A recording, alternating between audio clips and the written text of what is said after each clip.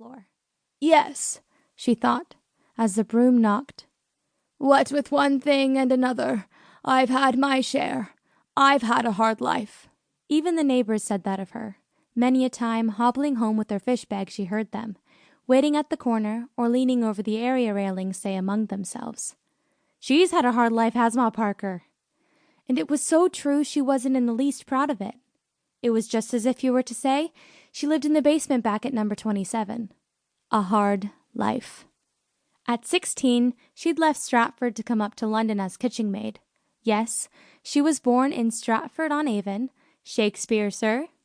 No, people were always asking her about him, but she'd never heard his name until she saw it on the theatres. Nothing remained of Stratford except that, "Sitting in the fireplace of a evening you could see the stars through the chimney," and "Mother always had her side of bacon, hanging from the ceiling." And there was something, a bush there was, at the front door, that smelt ever so nice. But the bush was very vague. She'd only remembered it once or twice in the hospital, when she'd been taken bad.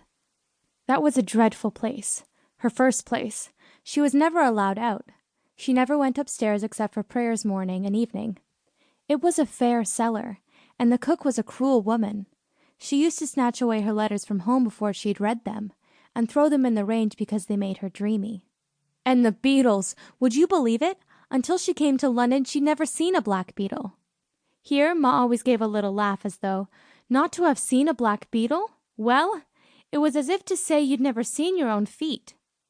When that family was sold up, she went as help to a doctor's house, and after 2 years there, on the run from morning till night, she married her husband. He was a baker.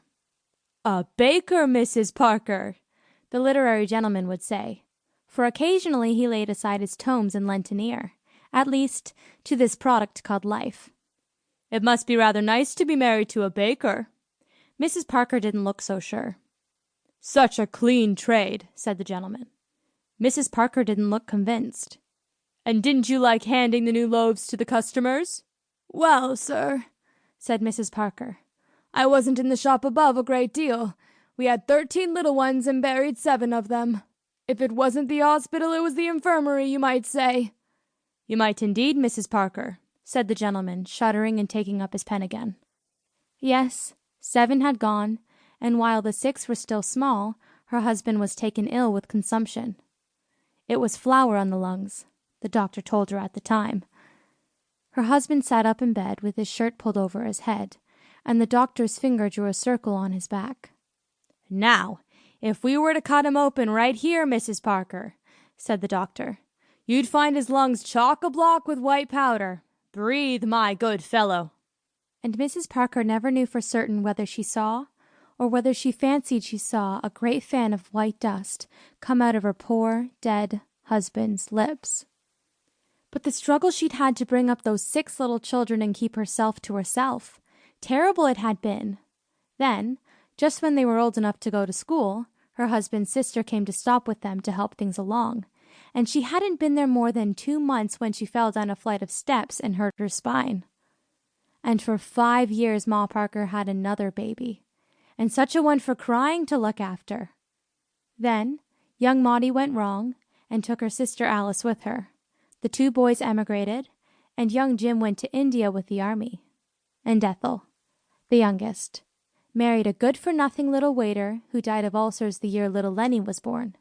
And now, little Lenny, my grandson. The piles of dirty cups, dirty dishes were washed and dried. The ink-black knives were cleaned with a piece of potato and finished off with a piece of cork. The table was scrubbed, and the dresser, and the sink that had sardine tails swimming in it. He'd never been a strong child, never from the first. He'd been one of those fair babies that everybody took for a girl. Silvery fair curls he had, blue eyes, and a little freckle like a diamond on one side of his nose.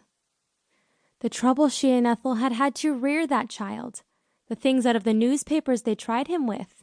Every Sunday morning, Ethel would read aloud while Ma Parker did her washing.